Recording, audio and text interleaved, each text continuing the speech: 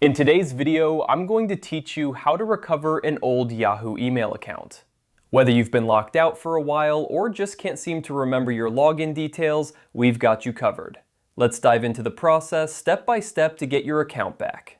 First things first, open your web browser and head over to the Yahoo Mail website.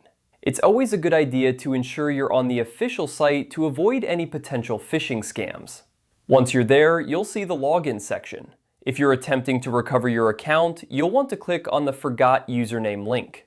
This is a crucial step for anyone who can't quite remember their Yahoo email address. Now, here's an important tip. You need to have either your recovery email or recovery phone number handy. Yahoo uses these to verify your identity and ensure that you're the rightful owner of the account.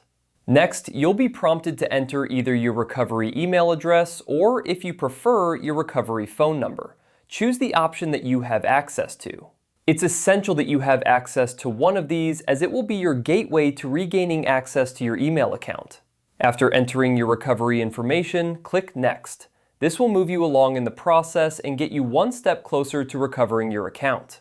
At this stage, Yahoo will send a verification code to the email or phone number you just entered. Keep an eye on your inbox or messages because this code is key to proving your identity. Once you receive the verification code, go ahead and enter it in the designated field on the Yahoo website. This action confirms your identity and demonstrates to Yahoo that you are indeed the owner of the account in question. And just like that, you should now have access to your old Yahoo email account once more. Remember, keeping your recovery options updated is a fantastic way to ensure you can always get back into your account if you ever find yourself locked out again.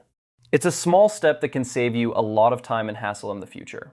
I hope this guide has been helpful and that you're now able to access your Yahoo email account with ease.